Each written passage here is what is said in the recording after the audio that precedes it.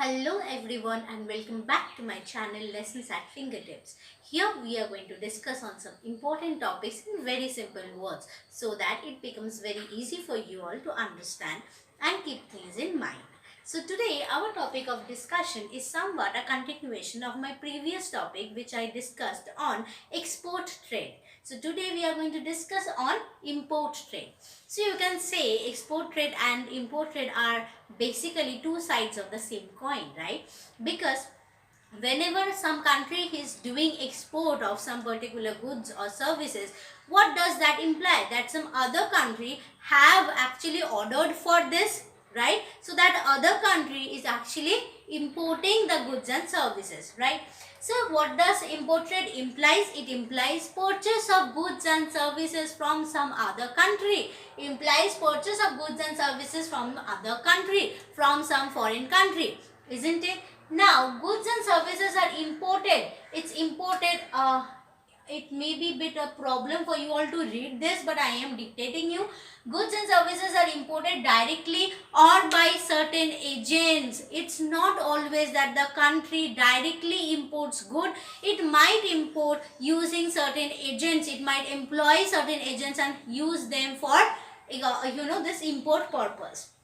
Next, the thing is, similar to exports, imports also act as a backbone. It's a backbone to international trade. Some country, if they are doing export, that means some other country have definitely asked for importing that good, isn't it?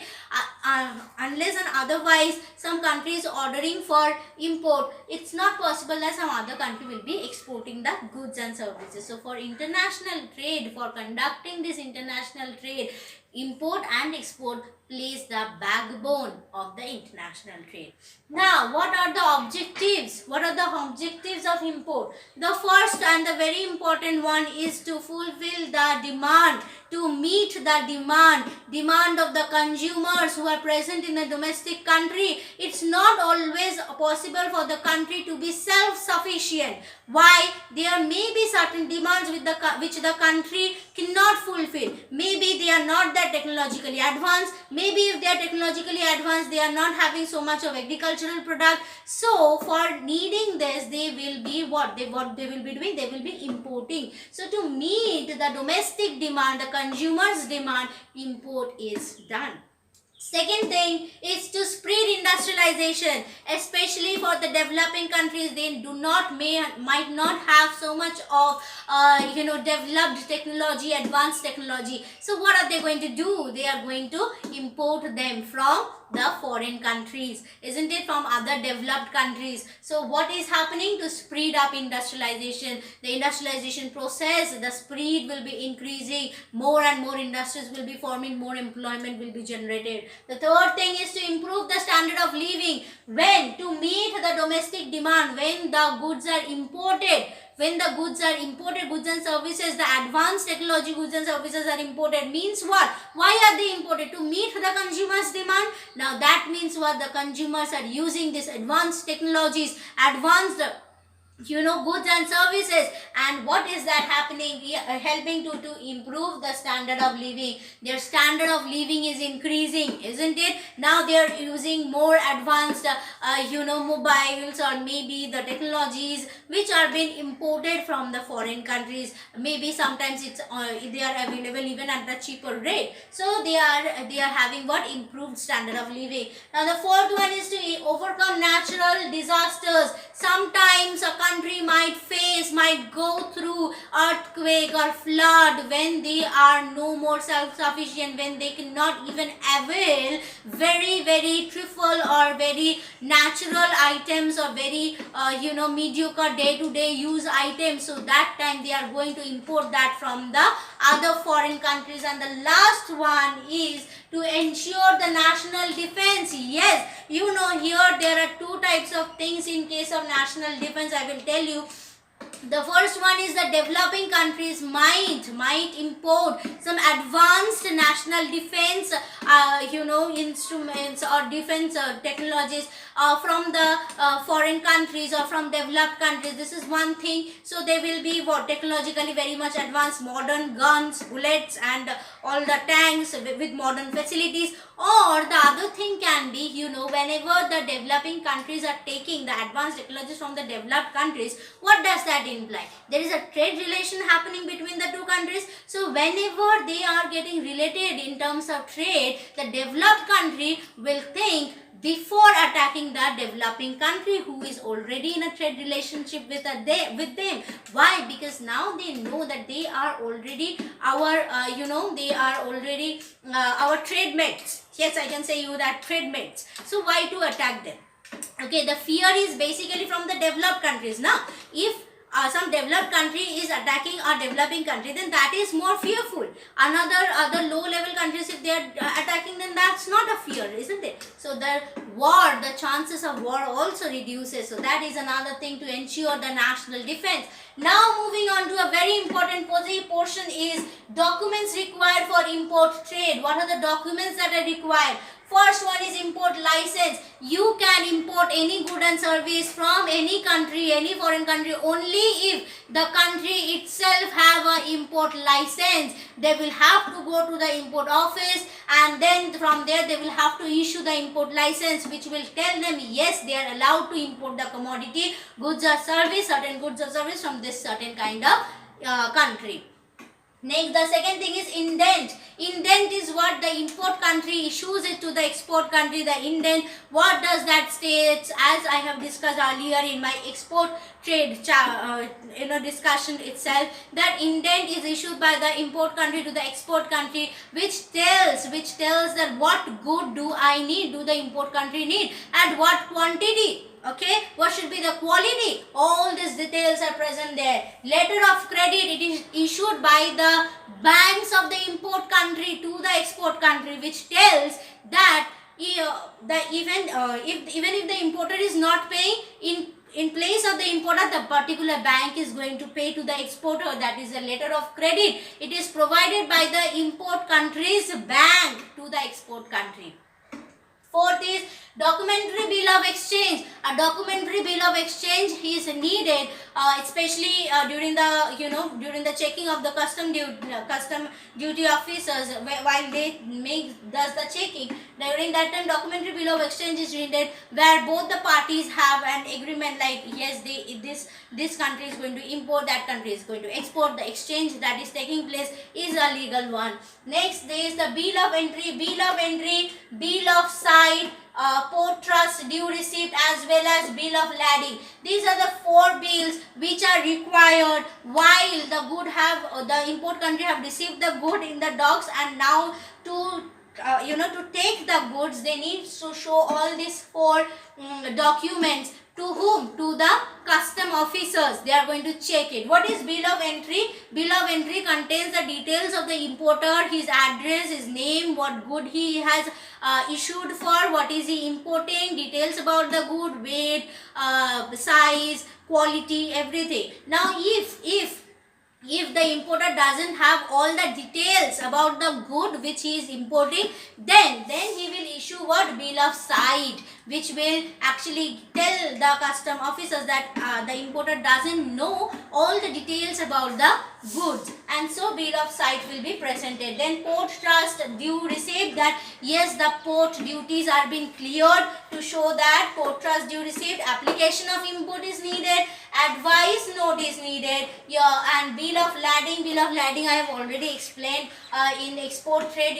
You can go through that, and the insurance policy is needed. If anything happens to your good, then insurance is to be required. So for insurance policy is needed. So I hope you guys have understood here. Now next we are going to study about the process of the import trade.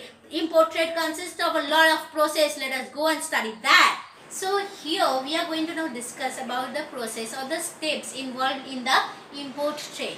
Well, there are 10 steps that needs to be performed for conducting the import trade, but first we are going to do the first 3 and we are going to do all this in a bit detail.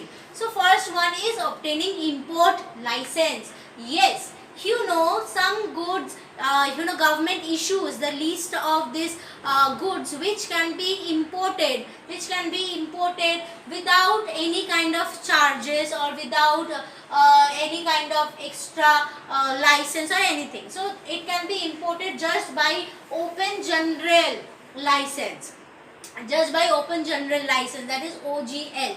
Some goods can be imported by OGL, but other goods, the goods which are not listed in the list disclosed by the government, those goods which are not mentioned in the list can be imported under specific license, and that specific license, what license that good is going to get, depends on the office, on the registrar office. Okay, there they will be scrutinizing what kind of good you need to import, what all details, and then they will be giving you the special license, for example supplementary license or additional license. I hope you have understood this point. Goes to the second point, that is making of trade enquiry and receiving quotation or pro forma invoice. What is this? Now the importer, what the importer is going to do, send an enquiry letter to the exporter. Okay, what enquiry? Regarding what kind of good they are going to get, the quantity of the good, the price per unit, terms of shipment, specifications of the goods, then terms of payment, etc. These are certain queries that the importer is going to send it to the export, and in return the exporter will send to the importer what? A pro forma or a quotation. Importer receives a quotation or a pro forma invoice that will contain all the details regarding to for this, making all the details about the imported good. Now the third point is obtaining foreign exchange. When you are importing a commodity from a foreign country, you need to make the payment in their currency, in the foreign currency. And where is the domestic importer going to get the foreign currency? It will write an application to its bank, and the bank in return will send the application to the RBI. RBI where? In the Department of Exchange Control Department of RBI. And from there they will be scrutinizing the application. They will go through what? The import license. What import license has been provided, even it is under open general license or some other specific license have been provided. They will go through that and will sanction release what? The specific amount of foreign exchange only for the specific transaction. So this was about the first three steps involved in import trade. Okay. Now moving on to the fourth point is placing an indent. You know, right, what is an indent? Indent is is a document which contains all the instructions as to what is the quantity, quality, price of the good and the mode of shipment. So importer either directly or through indent house. What is indent house? Indent house is an importer agent who is going to work on behalf of the importer, and they will send the indent to the exporter. Okay, it is sent by the importer directly to the exporter or by the indent house. The indent is sent, which actually contains the instructions as to what is the quality, quantity, price of good and the mode of shipment, etc. Fifth point is opening letter of credit. As I have discussed with you all earlier, what is letter of credit? The importer's bank is going to give it to the exporter's bank for exporter, that if the payment is going to be made on behalf of the bank, importer instructs his bank to issue a letter of credit in favor of the exporter. The issuing bank undertakes to make the payment on behalf of the importer to the bank of exchange, to the bank of exporter. Understood? So this is the opening letter of credit. Next is receiving shipping detail documents. What is it? The importer receives the shipping documents along with an advice note. What is an advice note? The importer receives all this from exporter. What is an advice note? It's a written document by the exporter which mentions that the good has been dispatched, and now you start making the arrangements to carry the good from the port, from the dock to your warehouse or to your factory. Now you need to start making the arrangement for it, and for that the exporter sends the exporter sends this shipping documents. And the seventh point is appointing clearing agent. The clearing agents are what? Experts. Why do they need to appoint clearing agent? You see, in the custom officers, in the custom duties, there are lots of documents which needs to be submitted, and that is done by the expert, so that the importer does not have to face the consequences. And so he will be appointing the clearing agent, who are expert middlemen who completes the custom formalities on behalf of the importer for a commission, and the importer also sends the document to the clearing agent, and they will do the needful for the importer. Now let's move on to the 8th point. Now in the 8th point we have the stage 8, we have formalities by clearing agent. In the 7th stage we saw that the importer is appointing a clearing agent. Now what is the work of clearing agent? Yes, the formalities, so many formalities are done by the clearing agent. It's not possible for an importer himself to do all these activities. So he appoints the clearing agent who is very well aware of the activities. And what are these formalities that he needs to do? First one is getting endorsement for the delivery. That is, issues the bill of lading or pays the freight if not paid by the exporter. The exporter, while exporting the goods, needs to pay a freight, and he will get a receipt for that. If that is not paid, it will be done by the clearing agent. Second, the bill of lading is issued during this. Next, the second step is paying the dock dues. If there is any kind of dock dues, anything remaining, that needs to be paid, because if the dock dues are not paid, that is, gets the port trust due receipt. If the dock dues are not paid, they will issue warrant. They will issue warrant against the importer.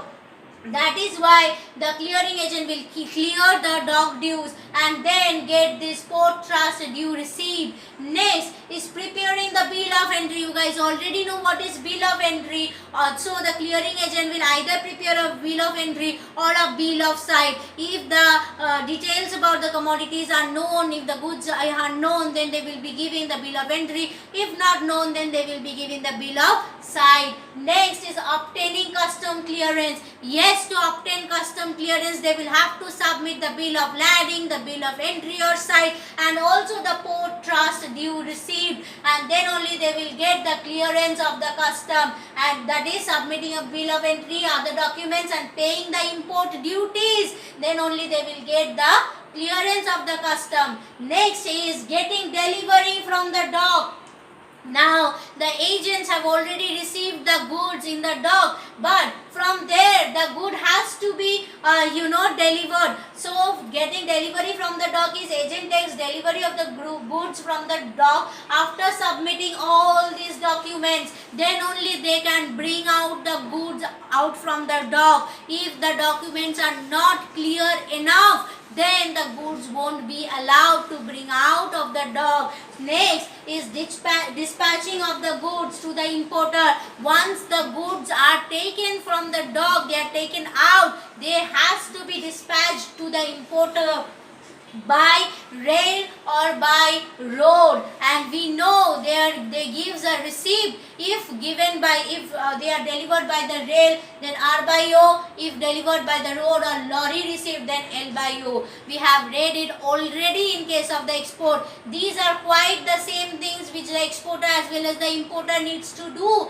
The last step is sending advice to the importer. That is, the agents will be informing the importer that your goods has been dispatched from the dock. It has been dispatched by rail or by lorry. Along with the receipt, they will be sending it to the importer and tell them that your goods has been dispatched from the dock. Next is the stage 9.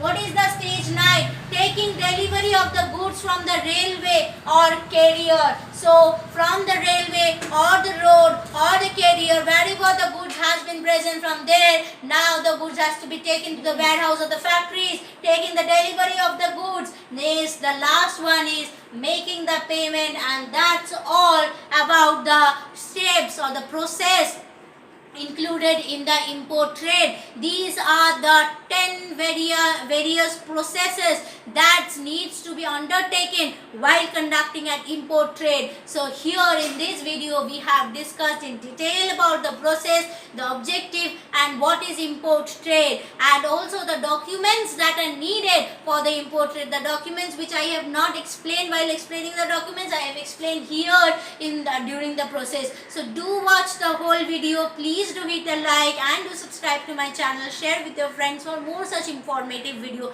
I will come up with new videos every day. Thank you. Bye bye.